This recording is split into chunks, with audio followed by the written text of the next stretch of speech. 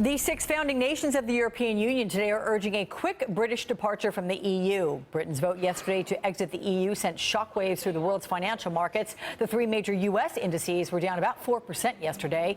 In Britain, more than 1.8 million people have since signed an online petition to hold a second referendum.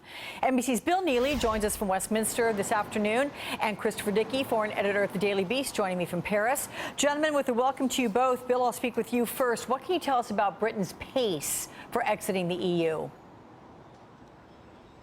Well, this is a British decision. It is, if you like, for Britain to decide when to file for divorce under Article 50 of the Lisbon Treaty. But all the indications are that no one here is in any particular hurry to do that, and certainly the Leave campaign will not dance to the tune and be dictated by any timetable from Brussels. That's exactly what they believe they have voted to leave behind. So officials here, we know, are now working on what you could describe as the world's most complex divorce, unraveling dozens of treaties, hundreds of trade agreements, 50 years of foreign policy, and there are thousands of questions. Among them, the most important, the one that you've just asked, how long does this take? Under the Lisbon Treaty, it says once you file for that divorce, it takes 2 years. But look, this could take a decade. Over in Berlin, as you say, the 6 founding members of the European Economic Community, what the European Union used to be called, are meeting now, and they want a quickie divorce. They're saying that very openly today. Indeed, the French Foreign Minister even said that Britain should have a new Prime Minister within days. Again, exactly the kind of language that those who voted Leave here will deeply, deeply resent. But for them, in Berlin, the 6 founding members, this is an existential crisis. This is a crisis that could topple the European Union that they have worked 50 years to create. So for them, Britain's exit is a crisis, and they are in survival mode, Alex. Yeah, and I'm curious, Chris, those that were behind the Brexit movement, how big a role did refugee fears play in this vote, and who were those people behind the movement? Well, look, the people who were pushing the movement were people like Nigel Farage of the UK Independence Party and Boris Johnson on the Conservative or right wing of the right-wing Conservative Party, the Tories. They were pushing it, and they were playing constantly with the idea that refugees and immigrants and migrants were making life more difficult for people in Great Britain.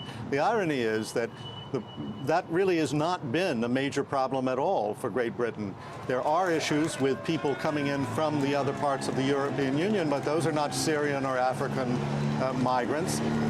And yet you saw Nigel Farage putting up posters of migrants arriving in Slovenia as if they were on Britain's border. This was fear-mongering in its most transparent form, and it was very successful. Yeah.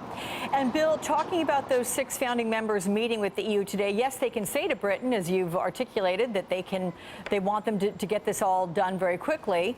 That said, until that happens, what is the next step for them? Are they just playing a waiting game? Can they really move forward? Well, the next step for the leaders is to hold a summit on Wednesday, a crisis summit that will not include Britain. For the very first time, there will be no British representation. David Cameron won't be there. Of course, he has already resigned or announced his intention to resign before October. I mean, here what's consuming people is who follows him. Obviously, it will be someone from the Leave campaign. The most likely candidate is the former Mayor of London, Boris Johnson, who led the campaign. Charismatic, a man who in some respects resembles Donald Trump, certainly in appearance there are resemblances there, but also there are echoes of his Donald Trump's campaign. And that's, as Chris was saying, that's one of the things that drove this campaign, the anti-elite, anti-establishment howl of anger from people who wanted to, in quotes, take back control of their country and their destiny. The terrible irony of this is that the very first thing that will happen is that an unelected Prime Minister will be chosen. If it's Boris Johnson, you know, he hasn't been elected by the people. So the very first thing that will happen to the people who wanted control back is that they had no control whatsoever on Britain's new Prime Minister, who may be there for the next 3 or 4 years. There's a certain irony to that, certainly. So, Chris, we've been hearing these dire warnings, both economic and security related. And with regard to security, I mean, no one's going to try to get inside the mind of a terrorist who wants to wreak havoc for whatever reason they find logical. But economically, is there some sense that these warnings are more likely to come true because of an effort to sort of punish Britain for leaving the EU? Well, I think there are two things going on.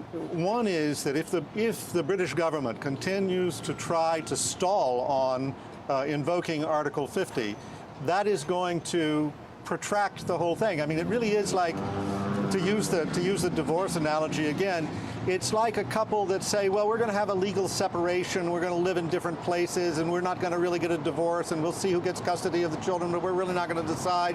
And the children suffer.